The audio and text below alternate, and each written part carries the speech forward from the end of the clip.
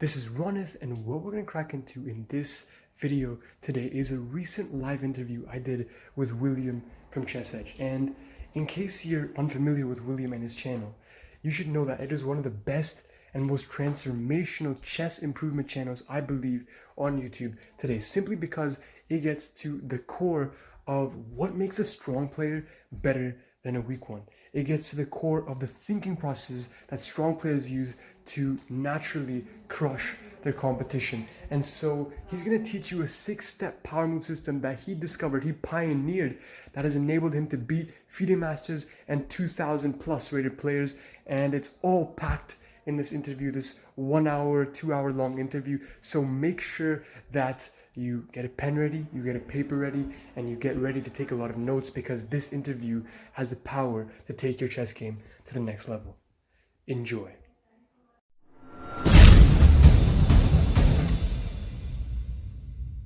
Hey everyone, this is Ronith Milhoutra. I am joined by William from ChessEdge, and he has probably one of the biggest and best YouTube chess improvement channels, I think, today, right?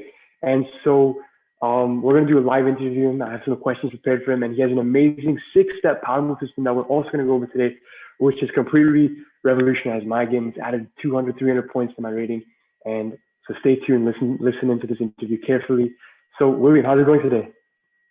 Oh, pretty well. Yes. Yeah. Yes, thank you. Perfect. I'm excited to have this. So first question is, what is your chess improvement story? How did you get into chess? Well, I started late. I mean, I played like a lot of people, just probably less than 10 games before I started playing seriously. I had a new business partner. We started a small business, and he was a tournament chess player, but he was A-rated player. A-rated, okay. Yeah, 1800 something. And we played every day. I mean, he showed me, some just basic stuff. He didn't know that much. He had tons of chess books. That's the other interesting thing, right? Tons of chess books, tons of chess opening books. And so we played every day. And then I bought, Radio Shack still exists, I think, in the States. But anyway, at that time, I bought one of those desktop chess sets that have computerized, electronics in it. And in the morning at breakfast, I would play it. And so that really I just got hooked. I was just hooked on chess because I had somebody to try to beat, right? I had someone that motivated me to beat them. So we were just addicts. And I swear we were eating pizza and burritos and just playing chess, doing marathon chess stuff. And then he really pushed me to play in a tournament, to play live over the board tournaments, which I recommend everybody to do, no matter what level you are, right? Because that's the cool thing about chess. You can enter any tournament. You can be a beginner, you can be any level, and you're in the same tournament with all these masters, which just makes it a lot of fun. So yeah, that's what got me going. And then I did start playing tournament chess at the San Francisco Chess Club. And I also played at the Burlingame Chess Club, which is about 30 minutes away. And then sometimes I go to Berkeley and play in their club tournaments as well. And I would play weekend tournaments. But here's the interesting thing. I still have only played fewer than, this is pre 6-power move discovery. Before discovering my system, I played probably 200 games, maybe less than 200 games. And then post discovery, haven't played that much. So post discovery, I started playing FIDE tournament games in Europe, and probably I played less than 30. And I bring that up for a reason. You can't become an expert or a master rating, in 20 games, right? Because of the rating system, the way it works. And I actually, and this is a statistic I would really love for like FIDE to do some analysis, but I started doing it on my own because there's databases of games. And I looked at Magnus Carlsen's games. As far back, I think, when he was rated lower than 2000 or around 2000, and I basically tried to find all the games he'd played, and it took him, and now think about it, a super talented player, grandmaster instructors, he's had GM instructors, and he's got a photographic memory. Okay, so And then he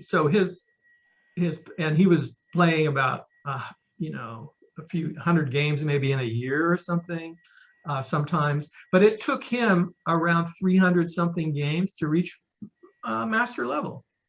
Wow, wow. And that's with all those tools, right? Photographic memory, the Grandmaster instructors, which is very, it just tells you how difficult it is to get there. Exactly. And so I would guess this is what I really want, the statistic. I want to know what's the average number of tournament games it takes an average master to reach 2200 or 2300 rating level. I'm really curious about that. So anyway, that's where that stands. And like I said, I haven't played much. I'm waiting for the COVID thing to die down. I'm going to go. Yeah. I really want to get back and play some more tournament games to get my rating up. So yeah. Mm-hmm. And then, yeah. So what's kind of like your chess style when you approach the game? What are you thinking? Because there's so many different styles. There's someone like Magnus Carlsen who plays. There's Gary Kasparov. There's Anand. There's so many different players. So what style do you recommend for our viewers who are beginner, intermediate, and what style do you personally use in your game? Well, you have to look at all of the major categories of chess itself and the learning categories, and there aren't that many ultimately. And you have, well, I don't recommend studying openings for players. You don't recommend. I don't recommend it. And what's interesting, I taught at the Berkeley Chess in the Schools program, and the director, we were teaching kids. Yeah, it's interesting. Yeah. And in the public school system, right, after school, and they forbade us to teach openings to the kids. Oh, that's okay. Very progressive thinking. And it's exactly how I think, and I still think that way to this day. And I'm not the only one, which is really interesting. I mean, grandmasters, if you ask the top players, they will say, yeah, you can make it to 2300 rating level without studying openings. These days, I would say maybe, I don't know. I still, because it's like in cafes, I beat 2300 players, and I beat 2200 players all the time. Yeah. So, and I still haven't studied openings. I'm understanding more, and this is what I want people to understand, and what they can learn early, and what's missing in the chess literature. So first, though, you have opening books, right? Tons of opening books, like more than any other subject probably in the world. Yeah. And, I'm not joking. I think I read a statistic somewhere about that. And then you have endgame books, right? They're, on chess, and that's the other thing. I don't even recommend studying endgames for players below, below master, below expert, but below 2200. You don't need to. You just need some basic. You do need a basic understanding of king opposition. Right. That's the main thing. King opposition is the main thing, and then counting how many. Then it is real calculation in the endgame. If it's kings and pawns, basically, here's the thing. I look at chess as an organic whole. Everything you're doing from the very first move is what you're trying to accomplish, strategically. We're looking at this from a global strategic standpoint. From the beginning of the game to the very end of the game, you're trying to do the same things, right? Trying to be one step ahead of your opponent, so you have to count in the end game. So, and again, a lot of players go, oh, you have to study the end games first. I go, nonsense. I mean, I really, and I stand by this. I think I could prove it if I had a group of students, right? So no openings, no end games, not even the middle game. I mean, the middle game, now here's the thing. I have to say, the middle game, studying the middle game, which I've only done recently, that's what allowed me to start beating masters. Right, okay. But I could beat experts with knowing, I didn't know any, I mean, I heard about the bishop pair. I didn't know how to utilize it. I knew nothing about it. I was beating experts strictly with the power moves, the 6 power move system. And which is basically, what's interesting, it's not just a tactical thing, but it really is grabbing the initiative from your opponent. Then you can use that initiative to either push a strategic goal, right? One of the main strategic goals, space, time, force, pawn structure, rooks on the open file in the 7th rank, those sorts of things. So yeah, and then later, for sure, studying the middle game, which there are some really good books on the middle game. But the thing that's really missing in the chess literature, so those are the main three categories that are available in the chess literature, right? So openings, middle game, end game. What I call fighting principles. Yeah, just the fighting principles. Okay. Fighting principles of chess, which really what the power moves are. And then I'm improving that list and making that list longer. But the core really is the power moves. And I actually have those in that Grandmaster playlist on the channel, which you on mentioned. the channel. Yeah. There are two videos there. I have one on the middle game and one called Sherlock Holmes or something. And yeah, the deducing chess, right? Yeah. Like Sherlock Holmes. Yeah, that was an interesting video as well. And there's tons of fighting principle, little fighting principle things. Like, I mean, now I have more notes that I'm taking, and I'm going, yeah, I'm trying little ways to steal time from your opponent, little things like that, Right.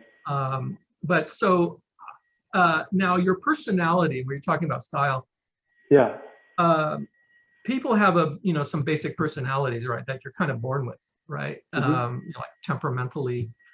I mean, you have to, in chess, ultimately, you have to be good at everything. You have to be good at tactics and positional play, but players eventually, find their comfort zone about what they are more like, their personality is more like.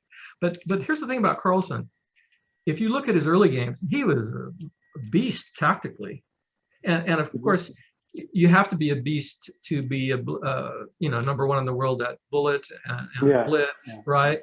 And he is or has been not at bullet anymore. There's some younger players that but so he started out that way, and my theory is this: the only way to be the world champion today is probably to play like the way Magnus plays, which is it's aggressive positional play.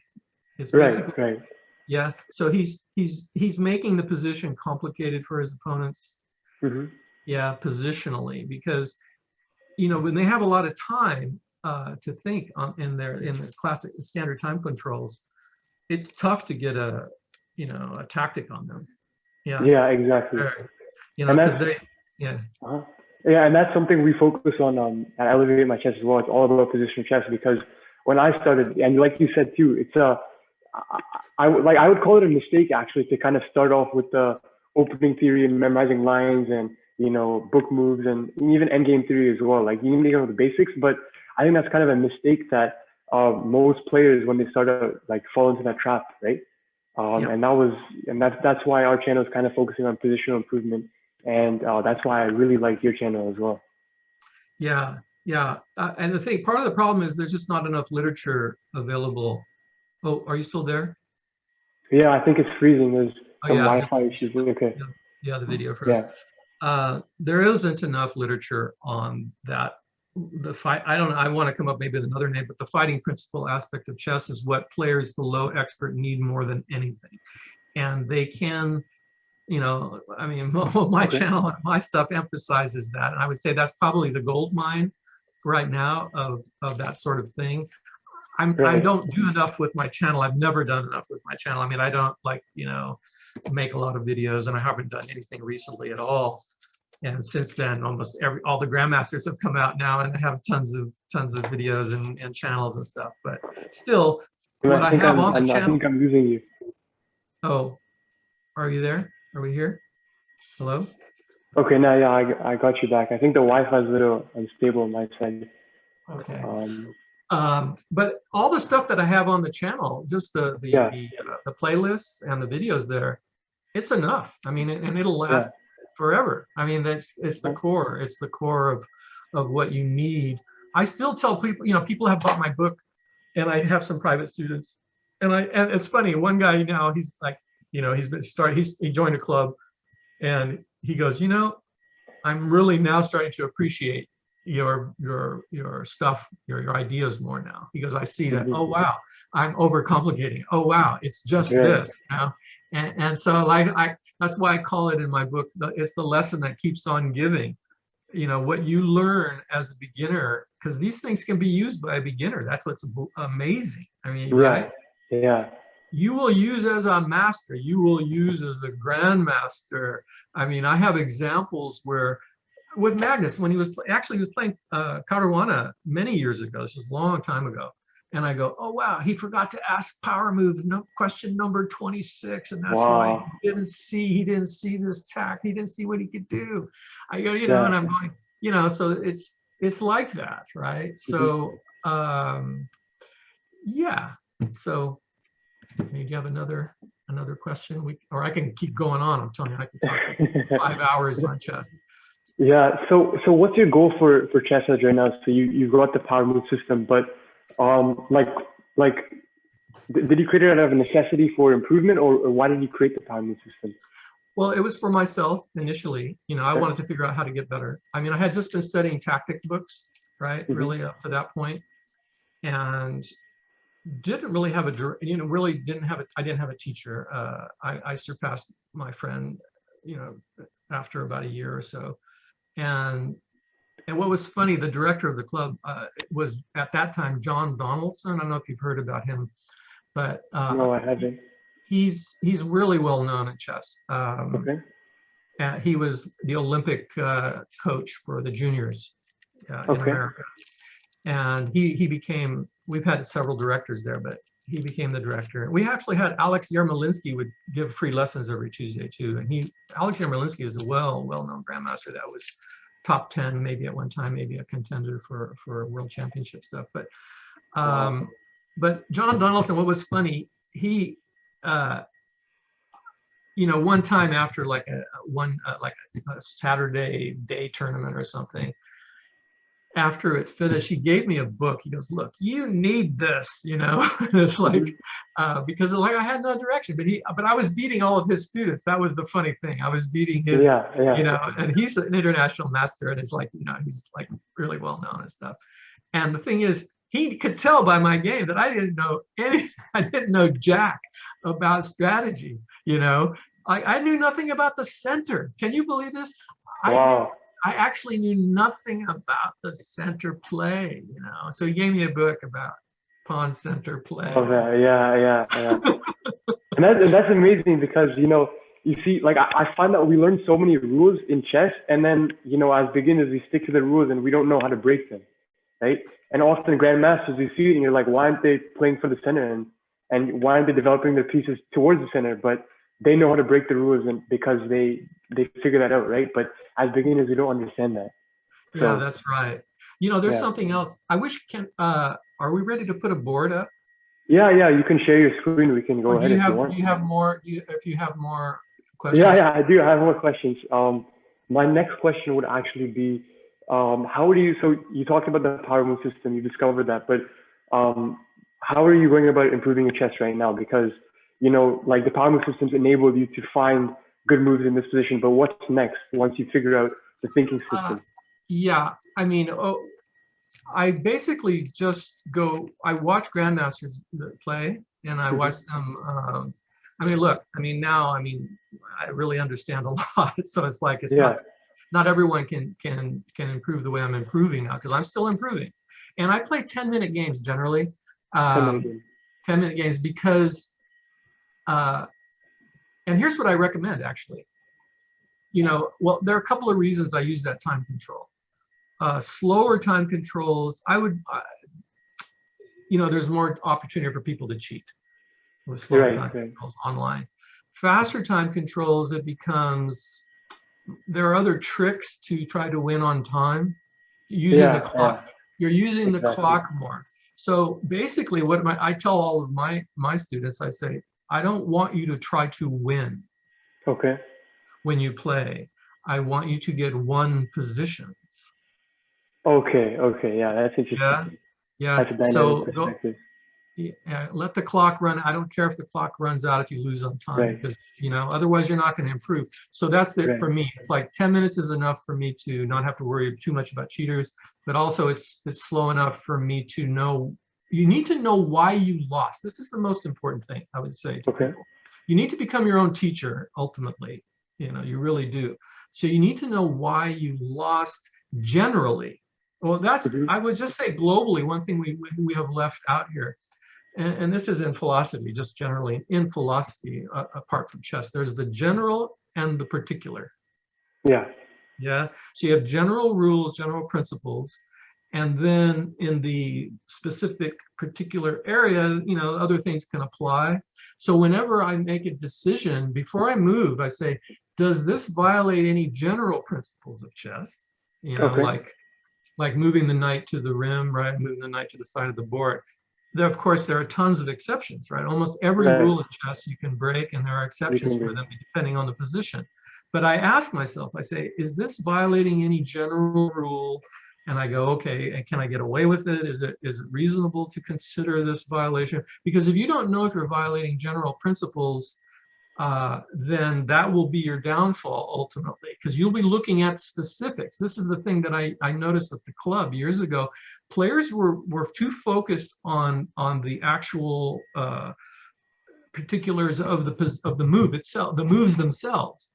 They go, oh, I should have done this move and that move, and so they're looking at it, you know, very tactically, not just tactically, but what was the move to make, rather than say, was there a more general principle that could have guided me to, you know, finding the better move. Okay. Players, I mean, guys were at the club, and I would go, we'd play, you know, in the casual games during the day, and I'd go, dude, I go, you, and they've been playing for like 20 years, and they're rated B level, right? They're still stuck. Yeah. Tons of players just, well, I'll have to tell you another interesting, fascinating story, and how I met Larry Evans. You know, Larry Evans was Bobby Fischer's second for the World Championship. Oh, okay, okay. Yeah, and but I would play some guy, and I go, dude, I go, you moved the same piece twice in the opening, right? That's a general principle, a general opening principle. Don't move this. Of course, there are exceptions, but the exceptions are only if your opponent has done something wrong in if he's violated principles, then you usually will have some tactical opportunity. Exactly. But not always, but so you need to look for that, and that means you may need to violate a principle, but you have to be very careful. So about players being stuck at the same level for decades is because they don't realize what the principles are generally, opening principles, and then general fighting principles, you know, generally. And so I was staying with another friend in Reno one time, and I had just finished the book, and I go, man, I'm a nobody, I have no name, I need a Grandmaster endorsement for my book. Yeah. Well, I had, you know, I saw another book online that came out, and I go, oh man, that sounds like mine. I go, I wonder if he did some of the same ideas as me. And I go, I got to go to the bookstore and check out his book. It was Barnes and Noble. You know, you know Barnes and Noble? Do they have them? Yeah, they have them. I think it's in America they have them. I don't think they have too many in Canada. But... Okay, and actually now because of Amazon, they've really shrunk. But yeah. So I go to the bookstore to see the book, and the book is there. And I'm looking at it, and you know, they have cafe. They always have a cafe in the bookstore. And this is amazing. I mean, this is just, you know, it's like serendipity, some cosmic connection, some reason for stuff. I look over at the cafe, and I recognize Larry Evans. I mean, he's in his 70s, right? But it's like, I'm going, that's Larry Evans. I go, good God, I got to go over there and talk to him and see if he'll endorse my book. I got to give him my book and see if he likes it and if he'll endorse it. So we started chatting, and because the other reason is I recommend his book. He has about 20 books, but he was 5-time U.S. champion, you know, and when he was done, and he knew Bobby Fischer very well. He knew him since he was like 12 years old, and he became his assistant for the World Championship until he, you know, for other reasons they had a falling out, and he didn't go to Iceland for the tournament, but. He has a book called, I think it's called New Ideas in Chess.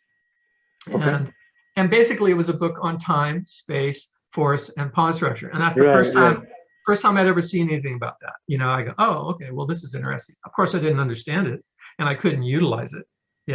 But it was my first introduction to the core strategic ideas of the game. And that really, I'm telling you, this is why players, I really think they do need a teacher or a better book on knowing how to understand time and space especially. Because now now in the opening, it's like, because when you see these brilliancies by Morphy, you know, like Paul Morphy, right? Oh, Morphy, yeah. Yeah. When you see their brilliancies, I go, oh, wow. Or they really just understand that they have a lead in development. Exactly, time and space, and that creates initiative, time and space. Yeah. And it's like they recognize it, and then they try to find the tactic that's available there. And I'm doing that now in my games, and I'm like going, oh man, this is so cool. I mean, it's such a fulfilling experience to see how the best players in the world found their moves. And I'm doing that now. I can punish masters if they play if they fall behind in development in the opening. It's like, I go, wow, here's my Morphy tactic, you know what I mean? So it's really cool. But the thing is, you can learn that. You can really, really learn that. So anyway, next. So you talked about, like, you know, I know on your channel you also have the 16 tactical motives. I don't know if it's 16, I forgot the number, but you have the tactical motives, and then you also have the strategic principles. So how do you integrate all of that into the power move system? Well, you know, or is that all separate? No, they're not. This is the thing. In fact, one of my early purchasers, and I include it now on the second page of the book. She said it's the golden triangle. She goes, you have the golden triangle of chess: strategy, tactics, and power moves. Oh, okay, right. Yeah, and I go, well, that's interesting. I go, because the thing is, you use, and I have a good example of on one of those two videos, either Sherlock Holmes or the strategic one, I can't remember now, with Kramnik playing Ivanchuk. Okay. I don't know if you remember that, but I have an example of that in there where he's using a power move concept to gain a strategic goal. Oh, okay, yeah, that's a good, yeah. So they kind of work interdependently, is that what you're saying? Huh, say what? They kind of work interdependently? Well, the power moves themselves can be used basically to achieve either a tactical goal, opportunity to launch a tactic, or you can use it to gain a strategic advantage. Okay, yeah, that makes sense. Yeah, so it really ties everything together. I mean, everything eventually becomes tactics. I mean, eventually you want to win material or mate the king. Yeah, exactly. Yeah? So the strategic ideas of chess is to eventually reduce down to a tactic that you eventually can. I mean, if you have a space advantage, well, the whole point of a space advantage is to be able to launch a tactic your opponent can't defend, right? Because he's too late for defense. So that's why, you know, there's this, you know, as you improve at chess, you know, they say it's not linear, right? It goes, and it even goes backwards sometimes, right? So you're improving, and then you're worse than you were before. And one reason is the juggling between remembering tactics, you know, because you get stuck in, you really start, once you start appreciating positional and strategic play, it's like, oh man, this is everything. You start focusing on that, and you forget to look for simple tactics, you know, that your opponent gives you, you know. So, and that's why you're saying it's like a balance between the two, right? To optimize your chess. That's right. That's right. Yeah. So earlier, to answer your other question, really, I go over Grandmaster games and I watch them play live. Now, especially, I love doing it live, so I can see the problems that they have. Chess is all problem solving. Ultimately, it's problem solving. Your opponent poses a problem to you, and I love to see how long it takes them to solve it. I go, wow, this is interesting, because I try to solve it. I go, I recognize the problem. I understand why they're thinking, you know, and I go, okay, what's their solution? That's the other thing. I go over tons of Grandmaster games to see how they solve certain situations, because there are different situations that occur on the board, different problems, and I go, oh, there's a creative way of solving that problem that occurs in tons of games, right? For example, yeah. So that really is my main way of improving now, is basically looking at their games, you know. But like I said, you do need, you know, here's the thing about knowledge. I lacked a lot of knowledge that was available, that anyone can learn from books, you know, or a teacher, right? So I realized a few years ago, when I started studying strategic ideas more, I go, wow, no one taught me this. I said, no one really. I go, I should have learned some of these strategic ideas the first year I played chess. Yeah, and. But it didn't matter so much, except that probably I would have more consistent wins, let's say, so that my rating would go up more if I had continued playing tournament chess. But so yeah, knowledge is a big aspect, just knowledge that you can learn. And then, it's like you have to ask, where does talent begin, right? What's the relationship between knowledge and talent?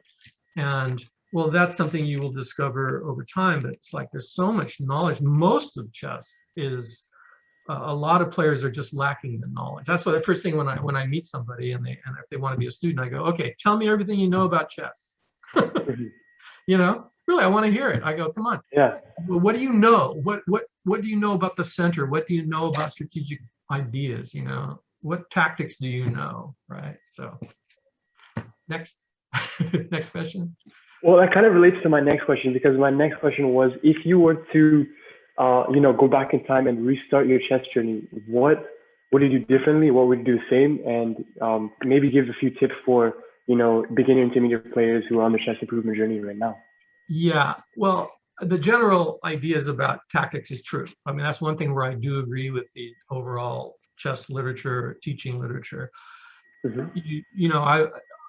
You have to get good at tactics. So, and there's so much available now. There are tons of sites and books. I mean, you can go to, all of them. Chess.com has a tactical thing. And then I don't do it anymore. I don't. But I play enough games where the tactics come up. But Chess Tempo, I think it's called, chesstempo.com. They have a very nice tactics trainer. It's really nice. And it's free. It's free, absolutely free. You just go there and it's like, if you solve the problem, then it gives you a harder tactic. If you don't, it gives you a weaker tactic. Oh, that's good. Yeah, I think it's So so tactics. But now, because of my power moves, here's the thing. Without the power move concept, you won't know how to find the tactics. Right. Yeah. So that's why this fixed power move concept is a big contribution, I think, to the chess literature. Unfortunately, because it makes it harder for everyone. I mean, it's like once you start improving, one guy, bought my book. He goes, darn it. He goes, now you're going to have to come up with something else, because once everybody learns this, it's like an arms race. Everybody's got this new super weapon, right? Kind of a thing, So, but yeah, so combine. I would say as a beginner, definitely just focus on tactics and the power moves to help you find those tactics as you're playing. But this is what I want to show you, how a beginner can start to understand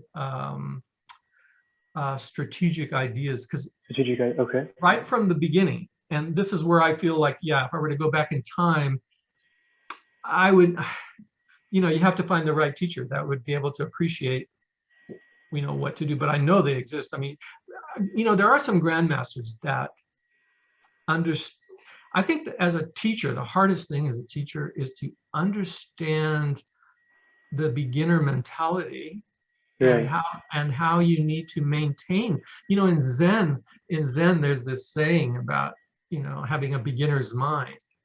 Yeah. And this is the thing about Magnus.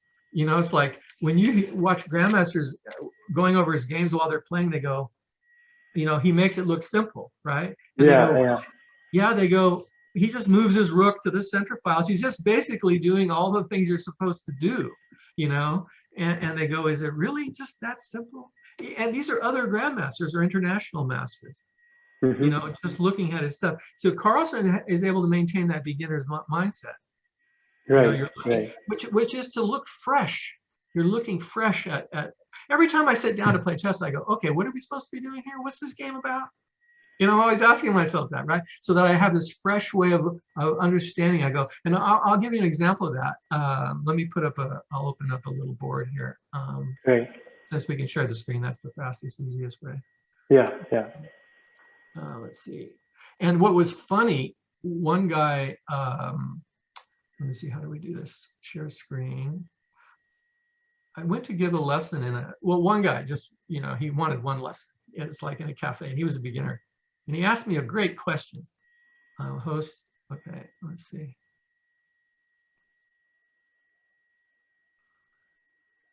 Screen. Did you get a message about sharing the screen yet? Not as yet. Let's see. I'll just try it again. host disabled participant screen sharing. Okay, you have to enable it at your end. Okay. Let me just do that.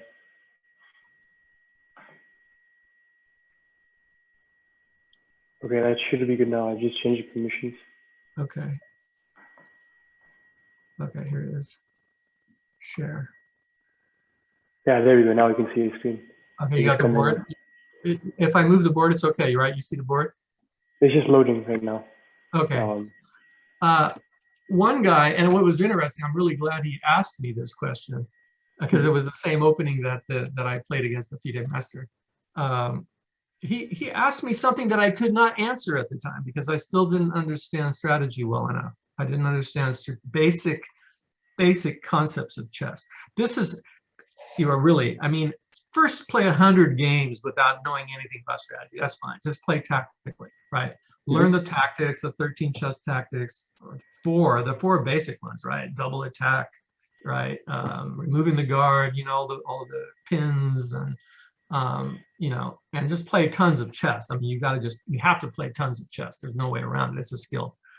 And in my beginner section, actually, on the channel, I don't know if you've looked at my beginner playlist.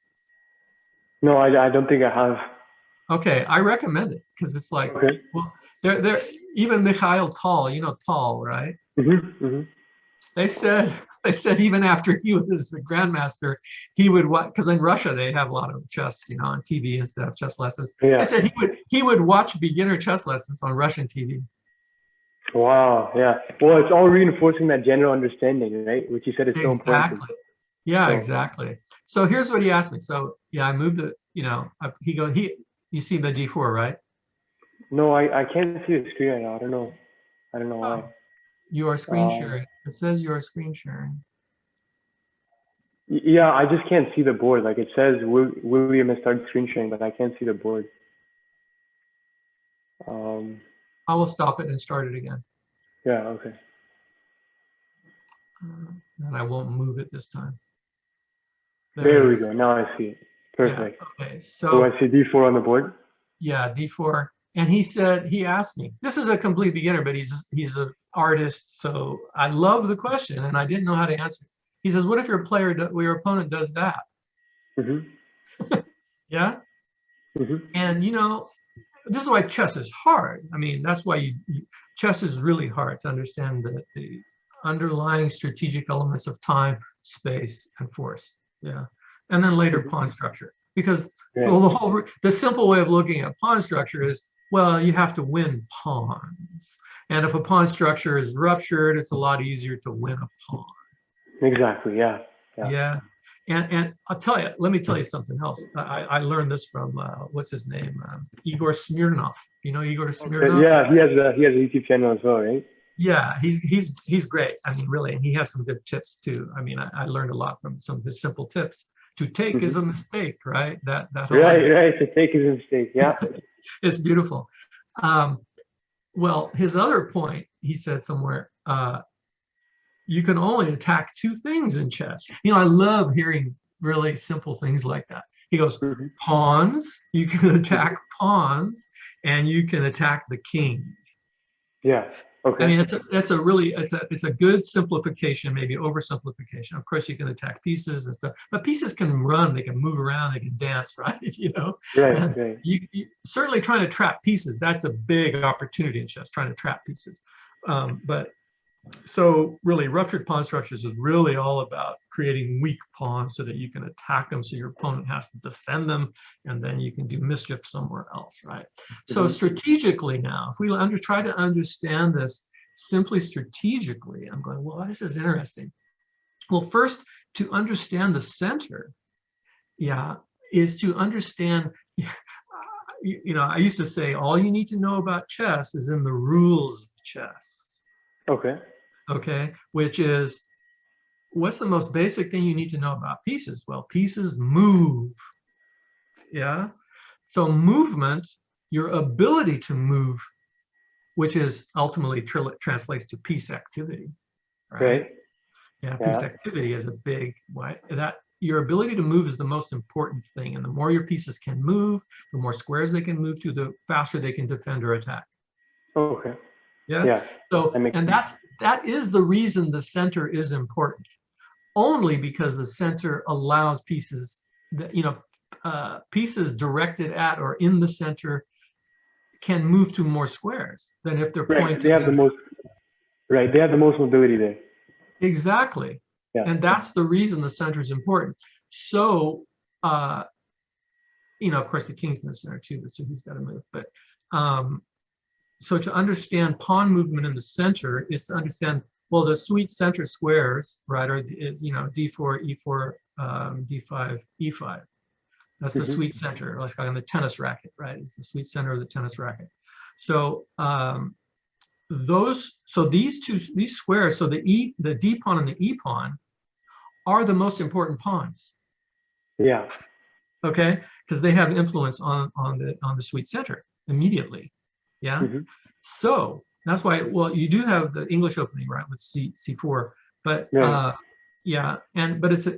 it's hitting the d5 squares, right? They're hitting a sweet center square. So in the same way, when I play d4 and he plays c5, he's hitting the c pawn is less valuable than the d pawn. Yeah. Yeah. So if I trade, well, there's a lot of things that happen. This is why this example, I mean, really, after he asked me, I had some lame answer I gave him. And then I said, well, I'll have to study that more because, and really, I just go, wow, I don't really know how to answer this question. So I really studied this a lot. And I go, this is amazing how deep everything can be. Everything, like so much you can learn about chess with any move, right? Was the key move like this. So here's the thing. So if we look at, time and space and value, that's the other thing that, value of pieces and pawns, right? They become more valuable as they move towards the center, right? As they move up the board, they become more valuable and more dangerous, right? So if I immediately trade, then you have to look, I say most things in chess you can evaluate in 1 and 2 moves, right? 1, 2, 1, 2, 1, 2. I mentioned that in my book, right? 1, 2, 1, 2, and a lot of my videos, tons of my videos in the power move video section. Later, my move, your move, my move, your move, my move, your move. That's 6 ply. Okay, that's 3 moves deep. That's enough to be a master. Oh, here's the general thing that I didn't mention about how the power move thing came about also. Not everything happens with the same frequency in chess. Okay. Yes, that's why it's a jumble for most people. All these ideas just jumbling around. Well, the power moves are 80% at least. I haven't done a study on it, but that's 80% of what's happening most of the time. So you have to get good at that. Then you don't have to worry about all the other stuff because most of the games are just going to be there. Right. I still don't know how to do a lot of things in chess. I mean, even with the bishops of opposite color, I have general ideas about that. Bishops the same color, I almost know nothing about it, but you can just kind of work it out. But the thing is, and I just still don't know how to mate with bishop and knight because, good God, it almost never happens. I mean, maybe once in thousands of games has it ever happened to me. There's some masters, that don't know how to do it. So the more higher you get up there, of course, you have to study openings, you have to study all these little fine points if you want to be a pro, right? But so this, if I take, well, then you have to look, okay, if I take, what can he do? Can he capture it right away? Bang, check, he can capture it right away. 1, 2, he can have a 1, 2 and recapture. Now, the thing is, this is a valuable pawn. And if I just trade it off, well, then he still has his D pawn. I no longer have a D pawn to challenge his D pawn, so it's, so this is why chess is really, really hard. And nobody would know this. I mean, you wouldn't even think these things through as a beginner. But if you start thinking in terms of space and value of pawns and just the specifics, then we can look at specifics, right? So it's like, I mean, this is what happened in my opening in my game in that game against the FIDE master. He did play this against me. I just laughed to myself. I go, wow, I'm so glad I studied this to understand what was going on, So ultimately, I said, well, generally what I do in the opening, since I don't study openings, I generally don't give my opponent what they want in the opening. Okay. later, really, I try whatever they try to do. Like if they try to play the Nimzo against me, I try to do an anti-Nimzo. Okay. I want to get them out of their opening comfort zone Right. as quickly as possible. Magnus does the same thing. That's why Magnus, Yeah. he plays suboptimal openings. Mm-hmm. He was famous for that. People go, why is he doing that? Why is he doing that? He'll play like the third or fourth line, sub line of an opening, right? Yeah. Yeah, well, because he knows his opponents are less studied on that, right? Right. And he's just going to beat them later. He's going to give them an opening advantage and then beat them later, Yeah.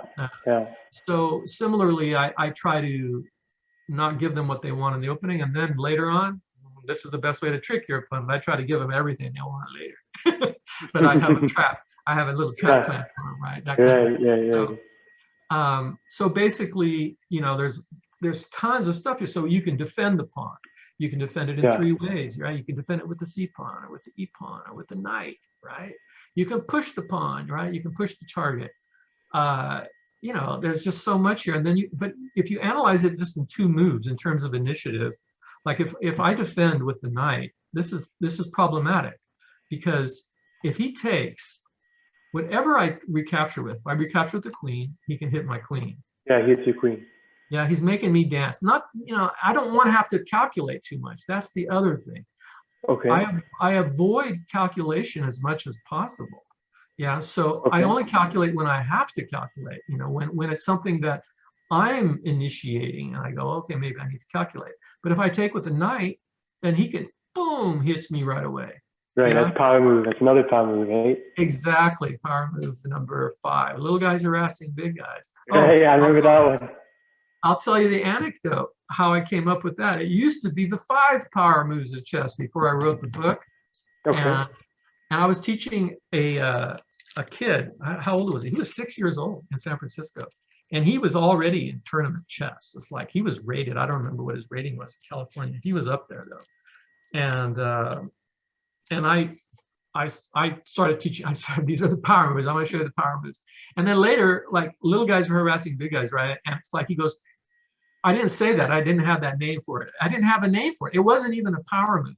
And he's 6 years old, and he's a smart kid, smart ass. And he goes, I was like, I said, you have to be really careful about lower rated pieces attacking higher rated pieces. I told him. Yeah. And he said to me, can you imagine? I love that.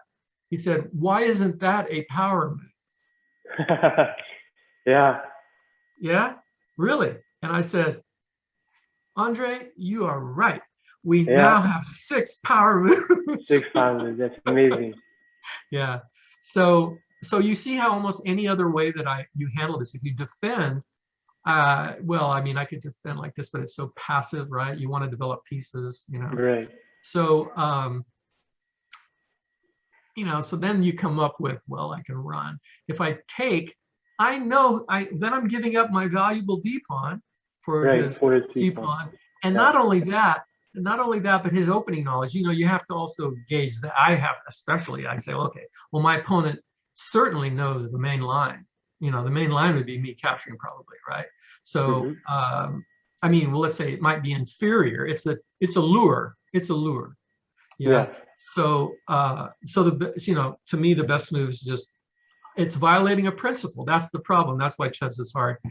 And that's why people study openings. Okay, this is the reason they study openings. But don't worry about it. I mean, because if you're playing opponents of equal ability, you're going to have opportunities. I mean, I've lost as a C player. I lost pieces, and I'd come back and win a piece back from my opponent. You know what I mean? It's like yeah. So pushing is the best, right? And and it also gains that space advantage that we were talking about too. One of the elements. And exactly. So that this is the compensation. So compensation is the big element of chess. I've lost a move, I've lost the tempo, but I've gained now his knight can't move to its best square. Now the knight can't move towards the center. Right. Yeah. So that's what I've gained. So anyway, all right. So should we look at some one of my games that I played today, actually? Right. I just had 1 or 2 more questions. So my first one, it's kind of a fun one. It is, you talk about all these players you like. So if you had to take 3 players out for dinner, who would they be? 3 chess players out for dinner. Okay. Well, Magnus Carlsen for sure. Magnus Carlsen. Well, even how about living or dead? Living or dead, yeah. Living or dead. Well, Magnus would definitely be on the list, and I would have some questions. Well, see, this I tell you, I love Banter Blitz. Magnus's 20. There's a Chess 24, right? 24, yeah, and they have Banter Blitz, and I mean, I really listen. I really love going over watching those games. I'm listening for a tip. Basically, I am, and sometimes he'll say some general idea about his thinking process. Yeah. And I go, oh wow, I haven't heard that before. That's what I go, man, I write that down. I'm gonna be able to use that in my games. So yeah, I recommend listening to their Banter Blitz also to see. I love it when he's talking. It's like he's lost, so he's lost. He doesn't know what to do. He goes, yeah, I don't really know what to do here. I love hearing that. You know what I mean? One of the best players in history. And he goes, I'm not really sure about how to proceed, or I think I have a lost position and I'm going to still give him a struggle. So Magnus would be on the list. And,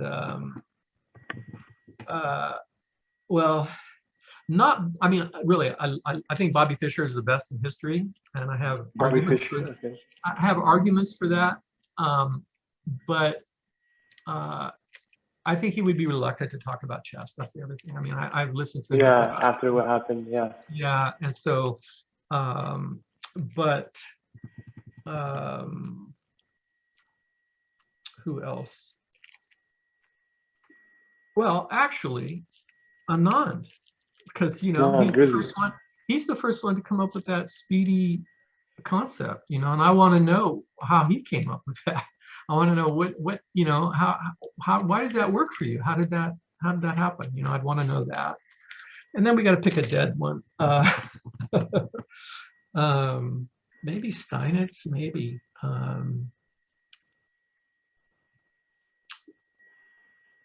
mean, Morphy, I can understand. I mean, I understand how I would like Morphy too, because I want to. How about someone like Capablanca?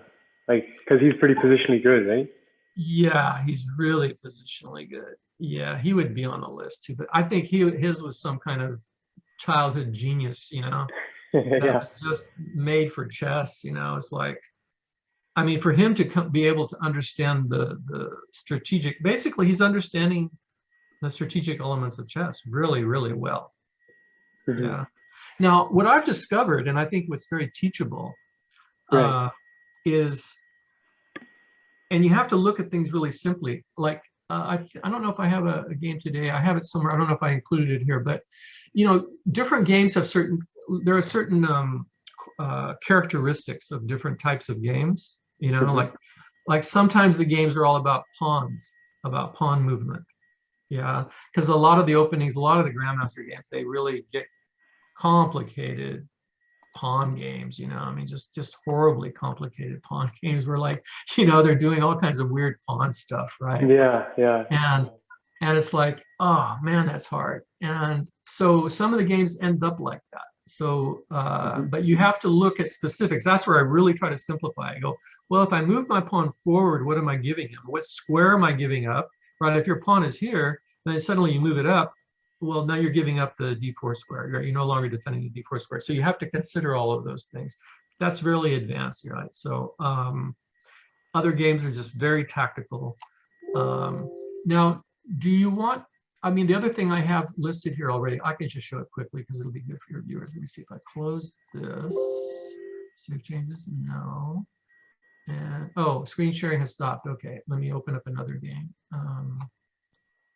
I'll just go over the 6 power move demo. Oh, let's see, where's the, oh,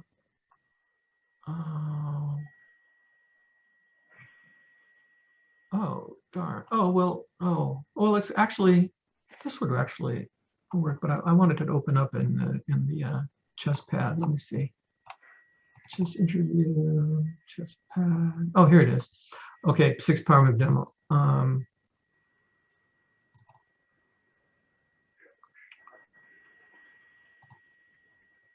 Open.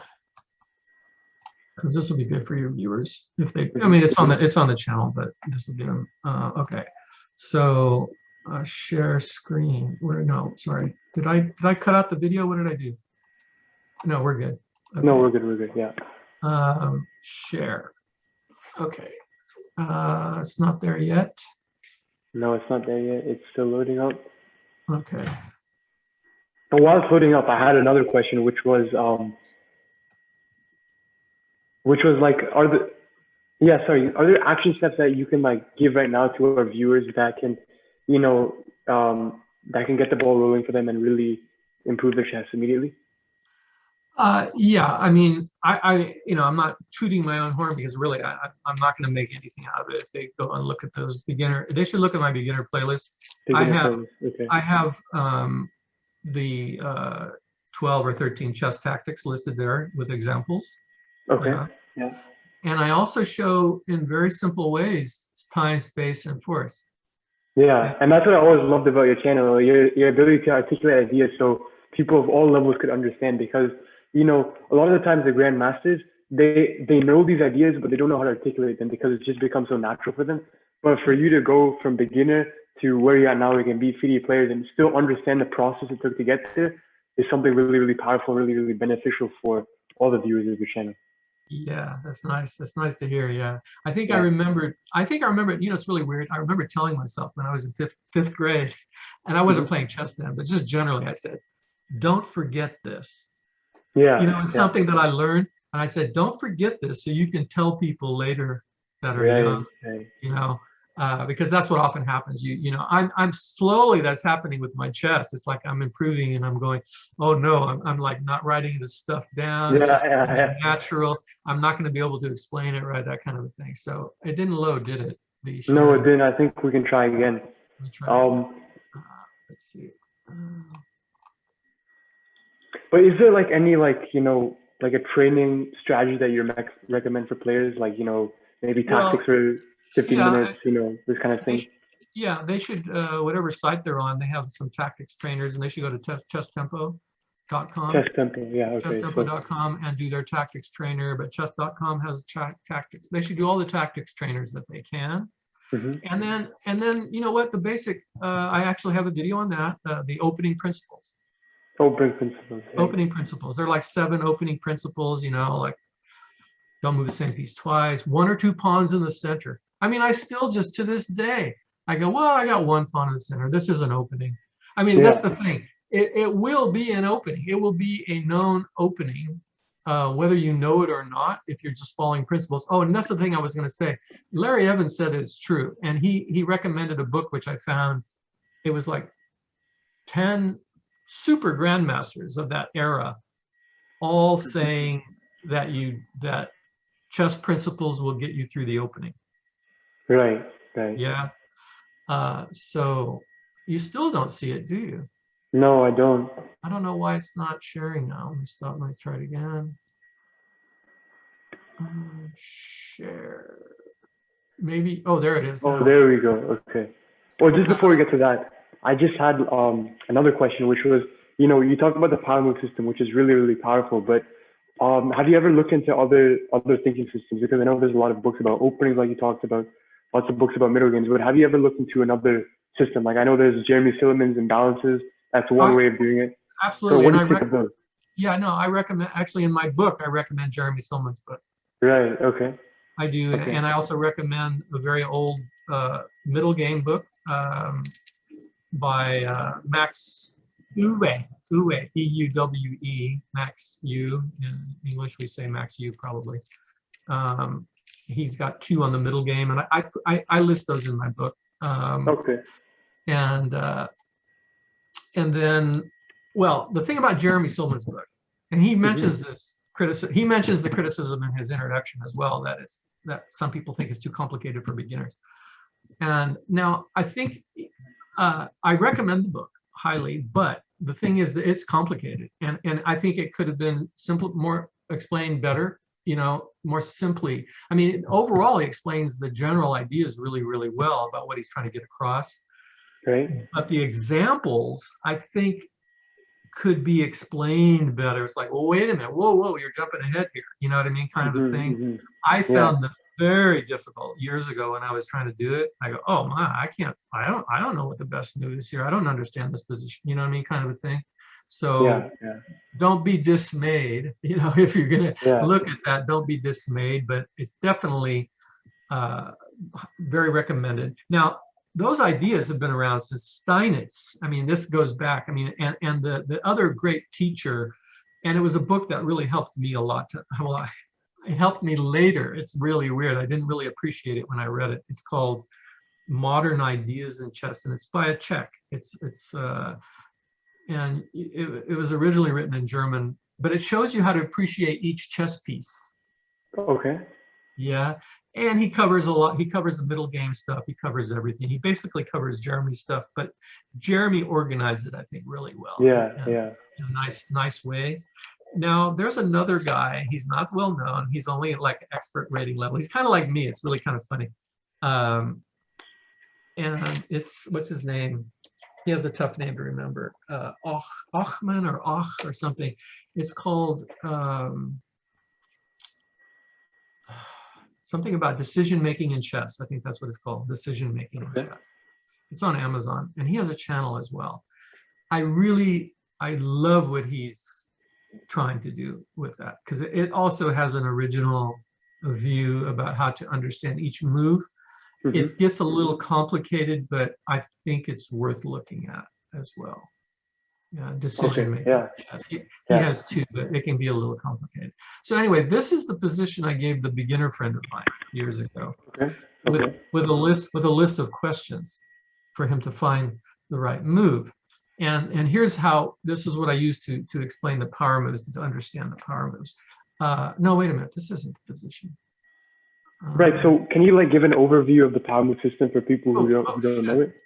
This isn't right. Oh, sorry. I'm gonna have to fix this. Yeah, the power moves basically are the most basic, simple moves of the game. How do I change this position? Let's see. Board position setup.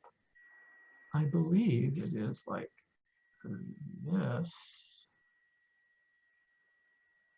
Yeah. Okay, and it's white to me. Yeah. Say yes.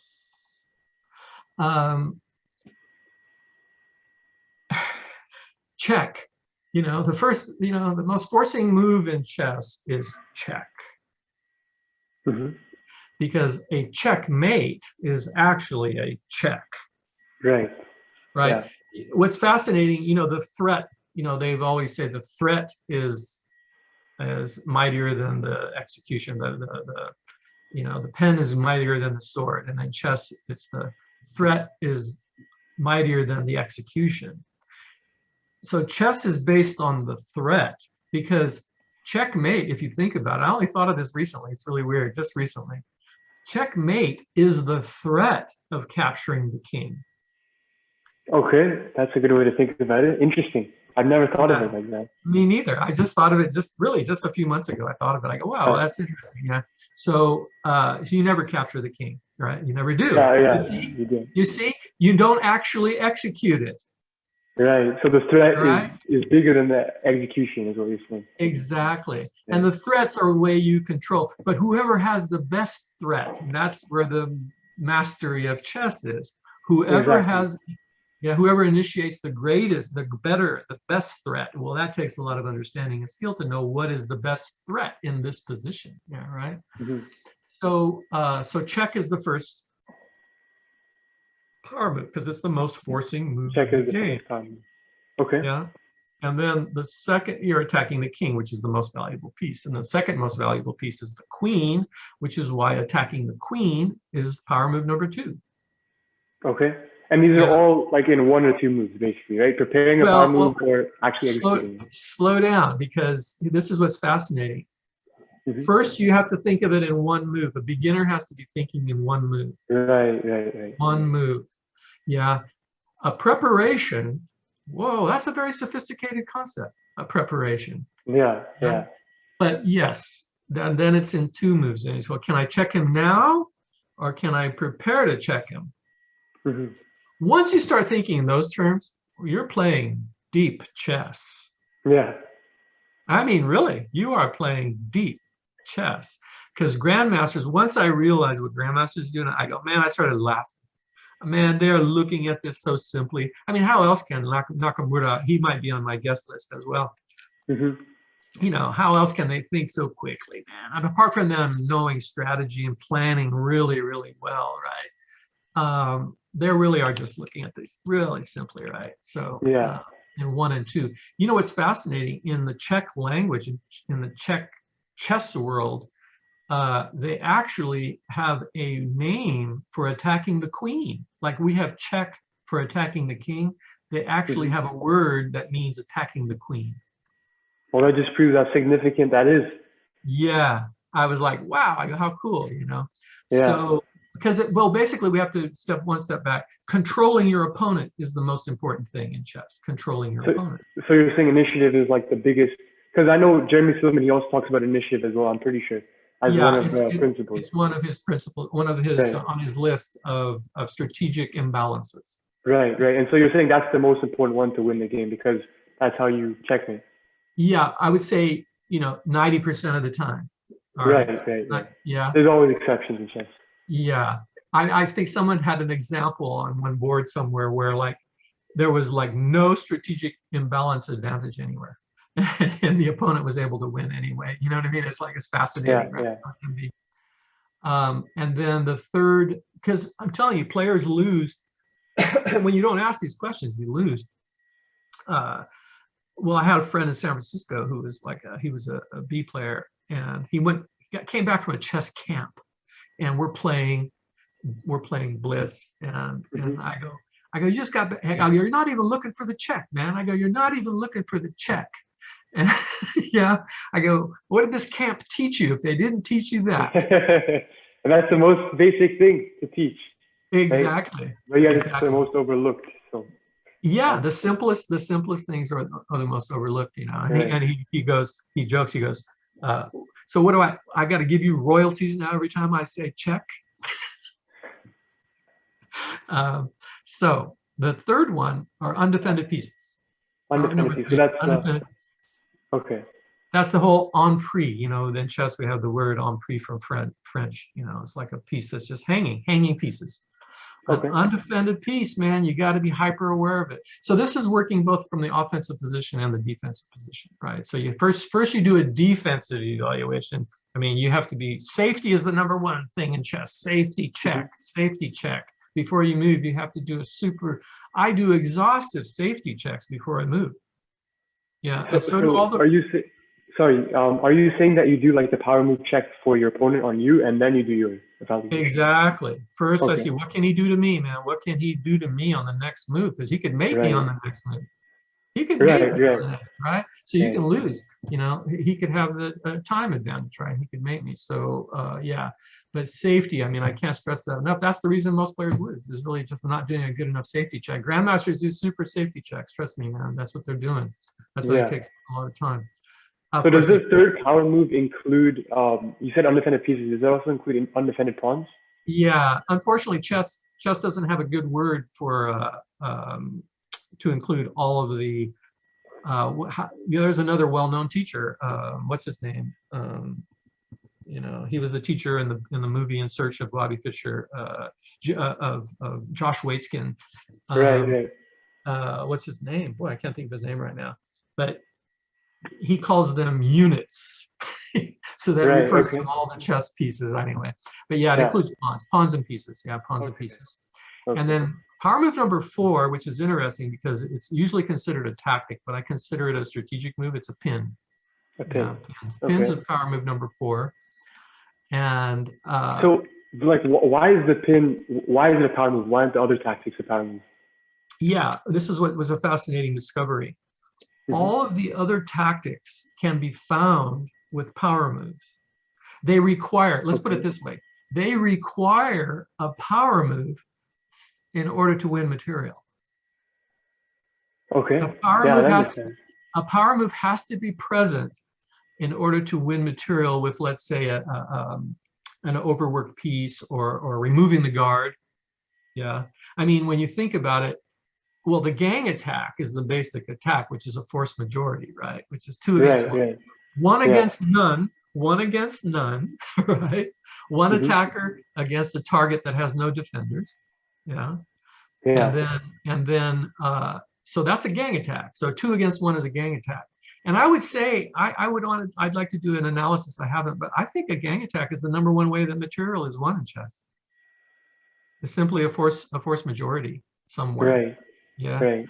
And so I discovered that the pin is the only one that needs to be pulled out, and it's just the most prevalent because it's a strategic move as well, because it prevents pieces from moving. Right? Yeah. Yeah. All right. That's a strategic idea. Yeah. That's not really a tactical idea. Right. But yeah, it's an exception. It's an exception to all the other tactics. Because really, the other ones can be found just with the power moves, which is why you're able to find tactics with them, right? So which is really cool. And then #5 is little guys harassing big guys. Yeah. Pieces of lower value attacking pieces of higher value, because they got to dance, man. A pawn, a bishop attacking a rook, the rook's got to dance. So what's your perspective on, like, I know people talk about bishop versus knight, right? And so if a knight's attacking a bishop, would that be considered little guys harassing big guys? Because I know a lot of people say that the bishop's worth slightly more. Right? Well, Igor Smirnov says that the bishop is worth more just overall, but you have to be really talented to use it. And it depends on the position. Yeah. It's just more closed, the knights are more valuable. I wouldn't call it a little guy harassing big guy anymore, because it's still not definitive, in that sense, and that difference isn't great enough. Yeah. But the attacker, being an attacker, is really critical. I mean, if you're an attacker, a piece attacking another piece, that's a huge advantage. I mean, I'm telling you, I'm looking at things more and more simply. Even today, it's like I'm going, wow, chess really is all about one piece outplaying another piece. Yeah. And you go, whoa, I'm looking at the position now and I'm going, okay, wait a minute. I go, okay, which squares are going to be, I got to get my bishop active, man. If I can get my bishop active, it can whoop on the other pieces. You know what I mean? It's like, and it's such a simple concept, and we just lose it. We just lose it in complexities. So, and then power move #6 is pass pawns. Right? Pass pawns. Okay, yeah, that's a pretty powerful concept.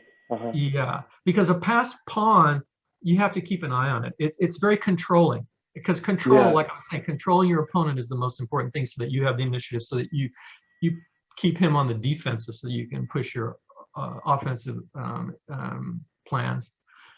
So yeah, pass pawns. Yeah, he's got to monitor that little guy, the runner. What's his name? He calls them. Why can't Yasser Seirawan? Yasser Seirawan. Yeah. He's good. He's also very good. Oh yeah. He could world champion contender. So we have 6.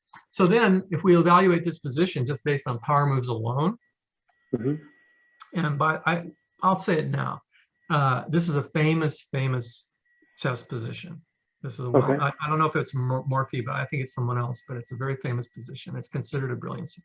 All right. So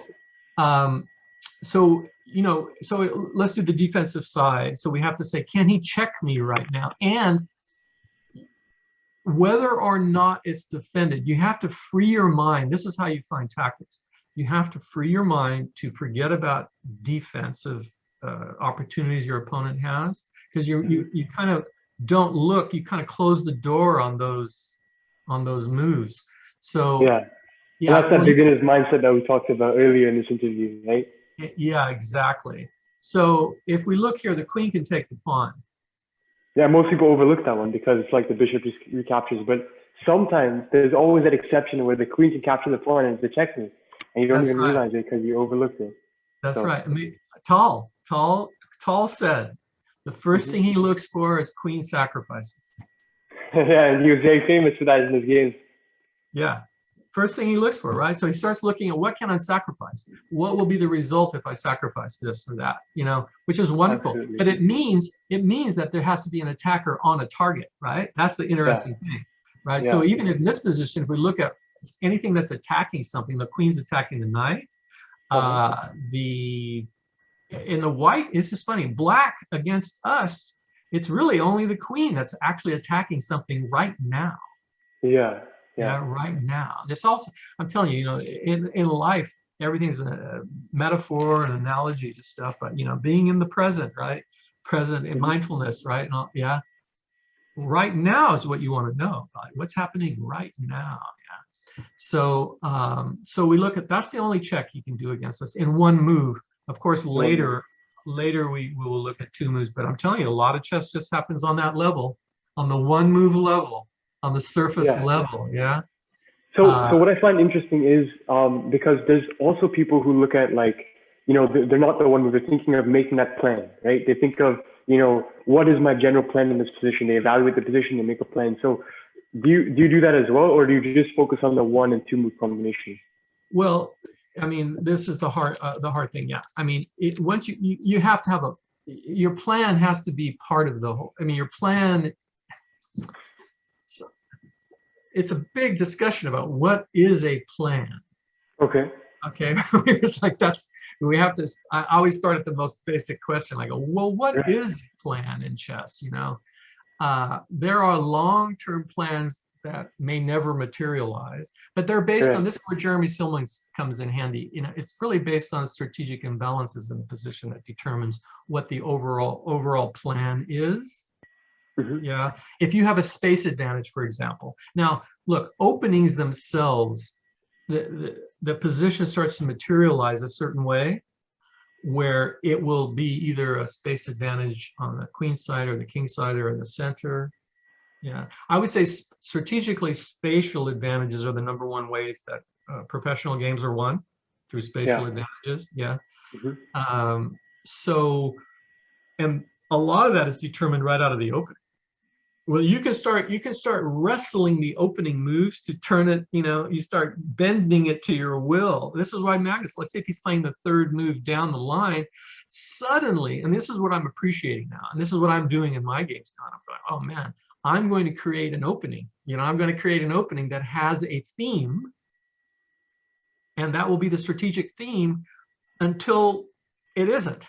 Okay, that's what I mean about plan. Plans can change, but you need to know what the main plan is, or what the theme of what's going on right now. And you go, this is what matters right now more than anything else until it no longer matters, and the game can be won or lost based just on where one piece is situated. For example, this is too advanced for beginners. It's way too advanced. Yeah. I mean, openings are way too advanced for beginners. I mean, just, because that's what they're doing. That's what the opening is doing. But what I find interesting is because there's so many things, we talked about so many things. We covered imbalances, plans, we covered power moves, we covered strategic elements, tactics. How do you, because you talk about, you use all of these things in your chess game. So how do you integrate that into a comprehensive system? Because it's so difficult to do, just think of it on the fly, right? So how do you integrate that into a comprehensive system to help you execute all those things? If we think about it in terms of the beginner, like I said, simply focus on tactics. Right. And the power moves, beginners can understand the power moves very, very easily. So really just have that be your core. Okay. Do the tactics, look at the 13 chess tactics on my website, and then actually the themes are listed almost everywhere, right? Yeah. And then look at my videos on the 6 power moves, and have that be your focus. Okay. Push one or two pawns up the center. I mean, two squares, right? Focus on development, rapid development. Look at the strategic, the principles, opening principles, right? The video on 7 opening principles. I'm telling you, this is all anybody needs. Opening principles, don't violate opening principles. 1 or 2 pawns in the center if you can. Only 1, fine. And then another one will be on the, on the 3rd rank. And you will be playing some opening, right? But and then just focus on, wait a minute, does the safety check? What can he do to me on the next move? And do I have any, power move weaknesses that he can capitalize on? And then play tons of chess. And now you will have your arsenal. You will know what's going on, and you will be losing just from that. You will be losing or winning your games simply on I will show you a game I played against a 2100 player on chess.com. Mhm. And that puts that, you know what percentile that is? 99.1 percentile. Yeah, yeah. All right. I'll show you how he lost. And it was because of a power move. Right. So All beginners, right. if you guys are watching this right now, what William's recommending is make sure you go on his channel. I'm going to post his channel in the description box below of this interview. But make sure you check out his opening principles. Make sure you also check out his power move system. He has a few videos on his channel. And then make sure you also check out the 13 tactical elements. And that alone will skyrocket your game. So Yeah. make sure you check that out. You can use that to go to expert level. Yeah, yeah. Is there Honestly, any way we can reach you? Because I'm sure people are going to be more interested in this system because it's such an easy system, but it can get you such good results. So is there like, you have social media? I know you have your book too. You may want to promote your book as well. yeah, I'll give you, you know, on the channel. Well, I'll give you the link to the book. It's really cheap. It's like, it's impossible to at Amazon, the book costs $18, but on my channel, I sell the PDF for $5. Okay. Yeah, and I'll give you that. Let me see if they want to do that, and then I'll give you my email if they want to contact me. Right. I mean, they can leave a message on the channel, and I will see it eventually and respond. But they can email me. So let me see. Where do I post this? Chat window. I guess I can do it in the chat window. Is the chat available? Yeah, you can do it in chat, or what you can do is after this call, you can just email me, and then when I post it on YouTube, I'll post all the links in the description. Okay, but all right, you see it here though. You got the chat. I see it here. Yeah. Okay. And then yeah, so I'll give you links. Okay, so if we look at this, so defensively, can he attack my queen? Well, is my queen being attacked? This is why you have to understand the sequence of the question. Questions are everything. Questions. Mm-hmm. Is my queen being attacked right now? No. No. Right. Mm-hmm. And that's why preparation is everything. Can he attack my queen in one move? Yes. Yeah, he can. The knight. Or the knight, right? Yeah. He can attack it with the rook. Yeah, I didn't even see that one because you just overlook it. It's an automatic process to overlook that. But yeah, he can attack it with the queen. I mean, and this is how brilliancies are found. Once you get good at tactics, you start seeing, whoa, wait a minute, I got to look at all those things, right? Yeah. Right. So yeah. And then, do we have any undefended pieces? Do we have any undefended pieces? No. Okay, no pins, no little guys resting. Okay, we're gonna speed up so I can show you. I want to show you that other right thing. So now we got to look at what we can do to him. Can we check him in one move?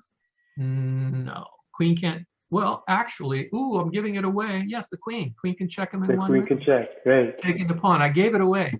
Okay. So, but that's how you got to look at that. But the pawn's going to capture. Oh, that's a bad move. We can't do that, right? Because the pawn's going to, anyway. So I'm just joking right now. But so we can take the knight, right, with our rook. Yeah, all right. So then we got to do the two-step, right? Can I check him in two moves? This is what's really fascinating. This is what I'm telling you. I gave a complete beginner, somebody that doesn't play chess, a list of questions, and I said, can you check the king in two moves? Show me all the ways that you can check the king in two moves. Right. So we could look at 1, 2, right? 1, 2. Here's a check. It's actually checkmate. 1, 2 is checkmate. Yeah. Of course, he can capture the queen. It doesn't work, right? He can capture the queen. You can go to, I think it's A5, right? Say it again. You can go to the other side. A5. Right? I like it. Right, great. I didn't look at that. 1, 2. 1, 2, which is great. Yeah, he could block, and then we could capture the pawn. That's a cool plan. And then, is there another way that we can check him in two moves? Yeah, there is. You could take the c pawn, and well, yeah, you're right. We could take the c pawn, and then what?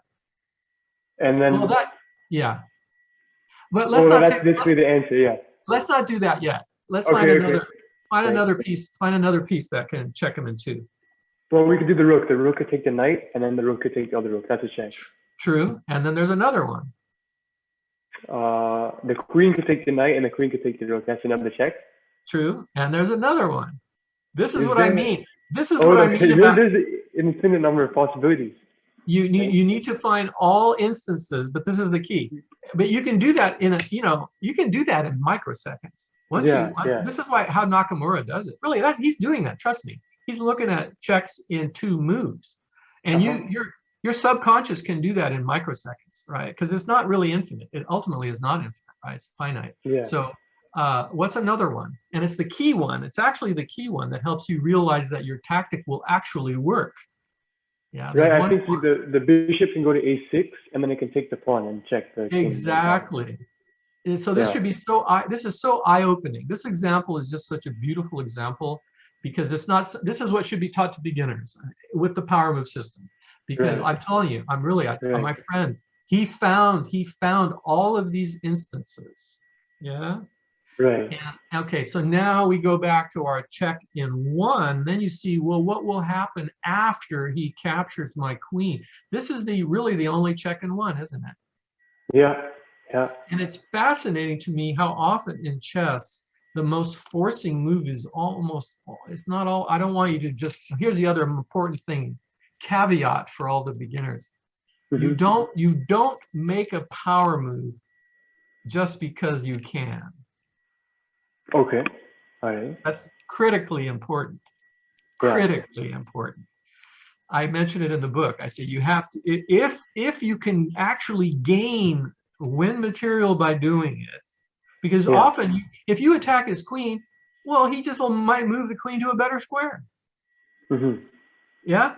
If you just check him, well, he might move his king or block it and achieve something better. Okay, so I have 2 more questions then.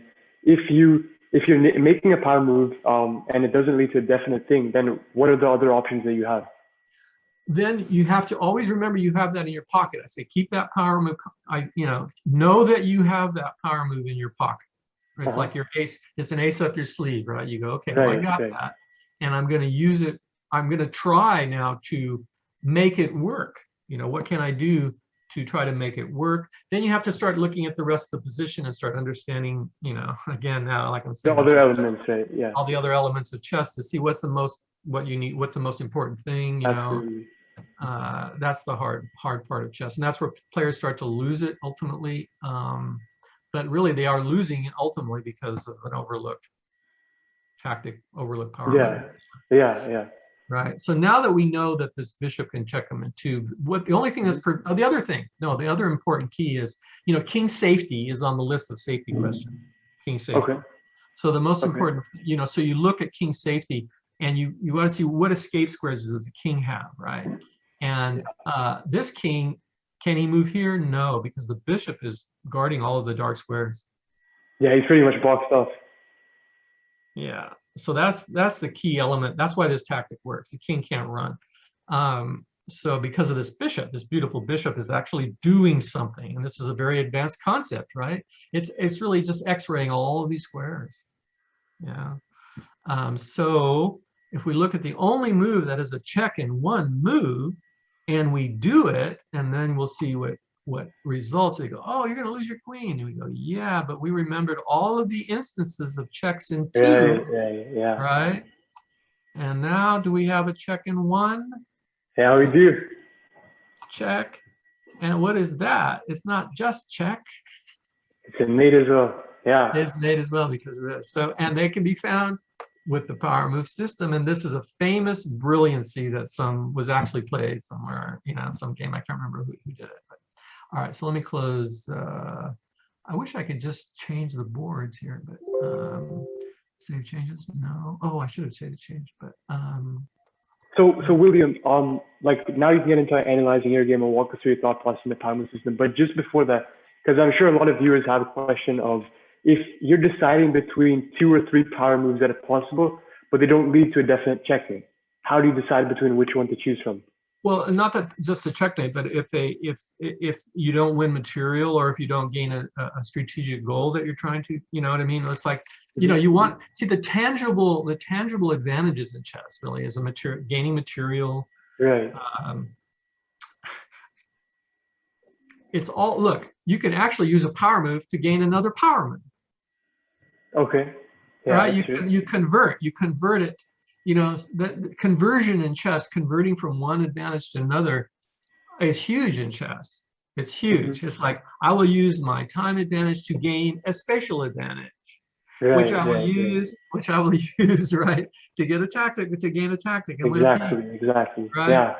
So once but you want to keep it simple though. That's the thing. I would say the hardest part in chess is really knowing what the most important thing is at any given moment. That's true. Yeah, because there's so many variables, there's so many factors, and there's so many rules, there's so many exceptions, compensation, there's all these things to remember. So that's why, which is why I like the power move system, right? Because very concrete process. Yeah, and that's why it is a good idea to show it in a game.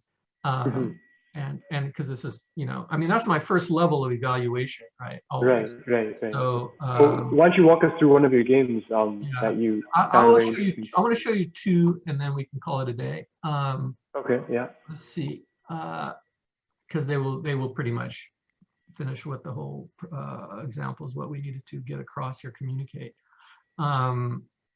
First, I'll show you what I'm telling you. Like, you know, well, the other beautiful thing that I realized years ago is everybody loses the same way, no matter how good they are in chess.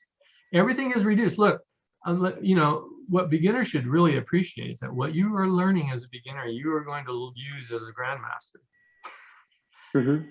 Yeah, all of the basic mates. Yeah. I mean, basic mates are everything, because you're always like steering the game. If the opportunity is there for a queen and bishop mate, for a pawn and queen mate, you know, you're going to be using that, right? So, and every game is a little different. If the guy makes one little mistake, boom, boom, I'll show you against this 2100, everybody realizes he's in the top 99.1 percentile. Yeah. And he loses to a power move. Share screen. Now, other games, I'll show you another game that's more complicated where it's all positional power move, and it's not based on a simple tactic. Oh, I just blew it. No, it's there. You see it, right? Yep, I can see it. And I don't know if I can't remember if I'm black or white. Me versus 2100. Maybe I think I'm black actually. Let's see. I'll know in a second. Yeah, I'm black because I'm the only one that plays this opening. Oh, really? I'm a big fan of that opening as well. Is it time on Sicilian? Is that what you're playing? Yeah. And you know what? It's become popular now. And I was like going, wow, because I've been playing this for a long time, and now the Grandmasters are playing it. And I'm going, wow. Right. Yeah, I go, this is great. Yeah. And actually, the reason I play it was like I just never liked the aggressive Sicilian where you do the knight order and they have the dragon, and that just wasn't my style. So I like this, you know. And the other systems are more well known. People are more booked up. Exactly. Yeah. So I'm not going to even bother explaining. So we're just developing right. So make sure viewers watch his opening principles. You understand exactly what William is doing in this position. Well, the thing is, look. So C5 is defending D4. I mean, you know, he can play D4, but at least you have some influence there. You know, you don't want him to be able to move E4 and D4. That's a critical thing in chess. This is why you do want to move one of your center pawns 2 squares, because if you give your opponent the two pawns in the sweet center, oh, he's going to have a nice advantage. But he's got to be good enough he's got to be an expert to beat you. Don't worry about it. That's what I'm saying. Beginners, don't worry about anything, because trust me, you can violate principles, you can do whatever you want, and you're going to survive against a player of equal ability. You will have a strategic disadvantage, but he's not going to be good enough to capitalize on it. Exactly. Yeah, I realize you have to be at least expert to punish someone for moving the same piece twice, for example, or something like that. Really, you got to be minimum an expert to punish some of these basic violations. All right, so C5 is influencing D4. Knight has to develop. He's influencing E5 and D4, and now. This is so passive, but it's opening up the bishop, right? You want to develop. You always want to have something opening up, and it's defending one of the sweet center The squares. sweet Right? center square. Perfect. Exactly. Okay, so he opens up his bishop now with this move by playing Yeah. d4, Yeah. and he's attacking this pawn, and so I take it. I'm giving up one of my bad pawns for his more valuable Which pawn. is good. Yeah. We talked about that as well. Yeah, he has to take back, and now I'm hit. You know, this is what I'm telling you. What I'm appreciating now is like, oh man, hey, this is serious stuff, man. Big decisions. Should we capture? Should we not capture? You're right. These are the big decisions. It's just that it takes a lot of thought. You don't know. So now he could say, well, if I capture, I'll recapture, and I'll have 3 pawns up the center. So you know, it's playable. Trust me, everything's playable as long as you aren't losing anything critical. It will be one main line. It will be a line. It will be a playable line. Yeah, so don't worry. Yeah. All right. Now this is the tricky move, right? This is maybe not even the best move right in this position right now. I don't think it is, because I normally worry about this knight. I want a lure. This is a lure, but it's defending e5. This is the critical thing. It's defending e5. Right? Because I do need to, you need to get your pieces developed. This is the key thing about your opening. You want to get your pieces developed so you can castle. Well, if my queen stays here and then he captures, I'm not defending e5, and then if I move my knight, he can push it. So, exactly. Yeah. So that's the reason. It is defending the e5 square. And if you look at all the openings, you'll see all the pieces are there mainly to have influence on one of the sweet center squares. Development. Don't have to worry about the little guy harassing the big guy because I have my queen. Yeah. Yeah, I do need to castle. So he's probably unnecessary because my bishop my bishop can't, my bishop's not going to pin anything over here, right? It keeps my knight out, but what's my knight going to do over there, right? Probably unnecessary.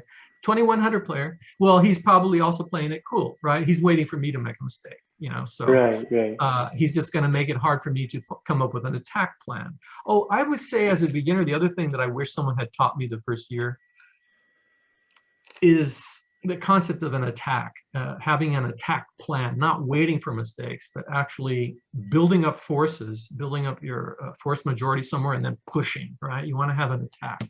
Yeah. He castles. I get my bishop out, doing nothing, it seems, right? But I need to castle, so I don't have a good square for my bishop. That's the thing. Here's a bad square, it blocks this pawn. Yeah, and here it's a little threat, but not really. It's a little threat. It could be threatening to win a pawn, so, but not really. He could recapture because it would be hanging after all is said and done. Yeah. But anyway, we don't need to look at that. So I just developed. He develops. And now I want to get my, I need to develop my pieces. I want to get my bishop here. And he develops. And unless there's a good reason not to develop, unless you see a tactic that you can actually gain and win something, develop, develop, develop. Get your pieces out. He's X-raying my queen. That's the first thing to realize. X-rays, X-rays. Because those everything gets cleared pretty quickly in chess. All right, now I'm hitting the center. Okay, I don't know if I thought of a tactic right now already or not. Let me see. Well, I'll have to do it in retrospect. I'll think too much right now. We'll see what materializes. Do I castle? Yeah, I castle because he's X-raying my king, right? The rook is X-raying. That gives him opportunities. If he's cleared up, then he'll be able to dance over here. I'll have a pin. All right, he clears the bit. Okay, so when your opponent moves, this is what I mean about basic mates. You need to understand all the basic mates you learn as a beginner, because then you need to. That's why safety. Trust me, safety is so big on my mind. It has to be a safe check. He can prepare a queen bishop mate over here. Yeah, that's all. That's that's why he moved the bishop back. Is to either prepare it here or the queen here, clear everything out, push the pawn, prepare it, get my knight out there, and mate me, right? So you have to be aware of that and make sure you're going to cover it and be one step ahead. And I think he blows it here pretty quickly. So here, so this is where I decided I'm going to give him e5 because look, this will show you the whole power move, brilliancy of power moves. Why I was able to beat experts early on. Now, because you look, they're very simple ideas, but you learn to use them in a masterful way. Right. Yeah. So here's the thing, he captures. And now, like I said, my queen was here to stop e4, but I have a power move. I have little guy harassing big guy. Yeah. Pawn can attack the bishop. So then I said, well, I'm going to prepare my own queen bishop battery to maybe e7. So I abandoned the idea of defending e5, take back with my queen, because I saw that I can attack his bishop. Talk about things getting cleared very quickly. Yeah, but then I calculate, but here's the thing about calculation. So I was able to calculate it out. Look, if he pushes e5, I'll show you my thinking process, and you can see that it's not that complicated. Right, he plays e5, I play d4. I have a mate threat. d4 is a mate threat. So if he proceeds by taking, then I mate him, don't I? Let me see, wait a second. He pushes, I push. Okay, I clear that. Then you have the mate threat. Yeah, but there was one more thing here that I realized why it was going to work. Oh yeah, this requires some experience. Let's just put it that way. Yeah. I calculated it all this far. I realized, because this is what you do. You see the problems your opponent, you see the problems you can pose your opponent, and then you see how the best way that he can solve them, right?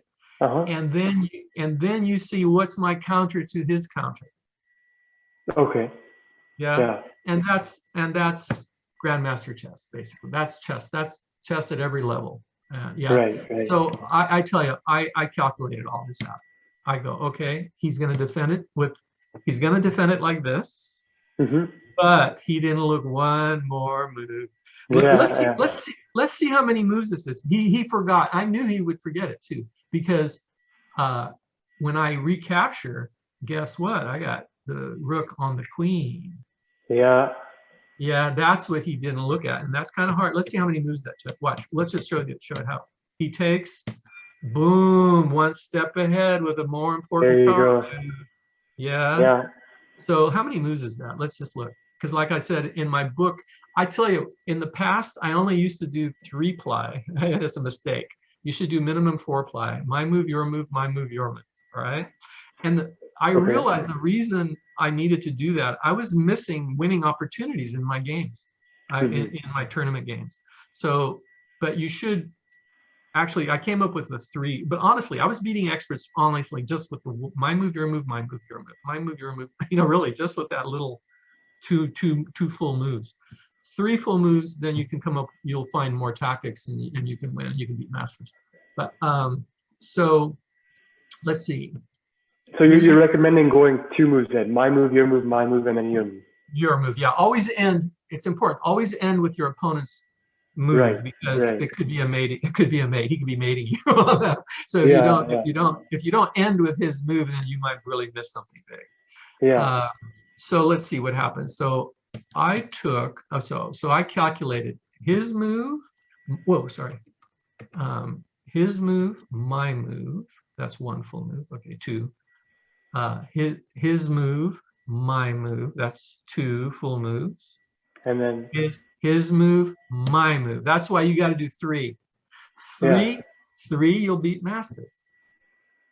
And guess what? I find instances where Magnus didn't do 3 full moves deep, and he blew the tactic.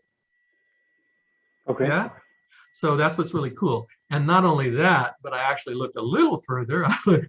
Because you know why? You can if you look at checks. I said, oh wow, when my rook is on the back rank, it can check the king at g7. Yeah. So he moves the queen, and now it's curtains. Boom, check. And then there's that mate coming, the value. Yeah, it's check, checkmate. And he resigns. And that's a power move too, right? It's the power move, the first power move, the check, and then you got the other checks, which is amazing. And it's just, and those are all in one. All in one. You don't even have to look that far. Exactly.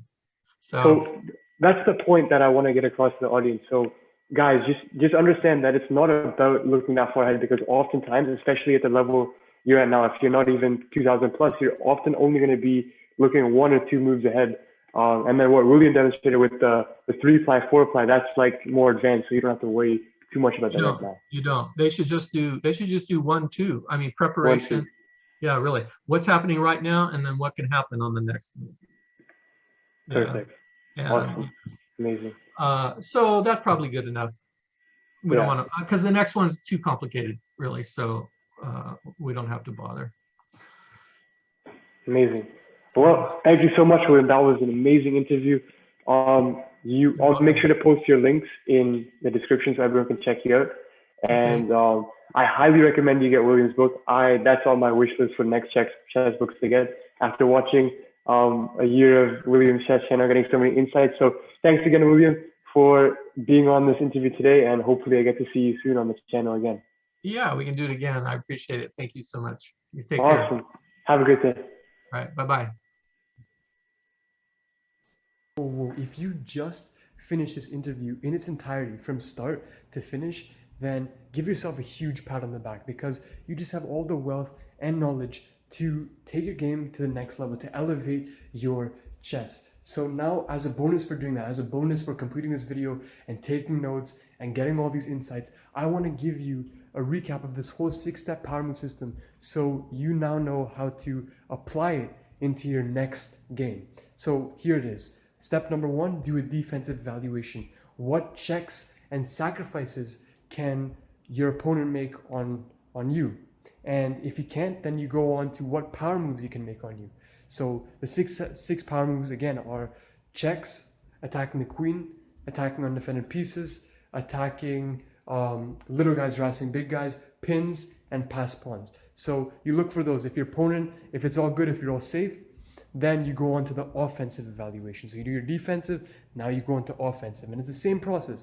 You look for all captures and sacrifices you can make. If you can't make any things that will directly threaten the opponent, then you go on to the 6 power moves. You look for them. And you look for all those 6 power moves that I just mentioned, and you do calculation and figure out which one would be the best to give you the most advantage in the position. So if you enjoyed this interview, then I'm sure you're going to enjoy a lot of other videos we have in store for you in the future. So make sure you like, subscribe, and turn on the notification bell to get all the value that you can. And if you also like this interview, then why not check out our playlist that I'm going to link in the description below, which has all of our interviews with title players, international masters, FIDE masters, even grandmasters. Some of them like Svetlana Demchenko, Advait Patel, even Lifeng Hua. You may know these players. They're Canada's most exceptional players.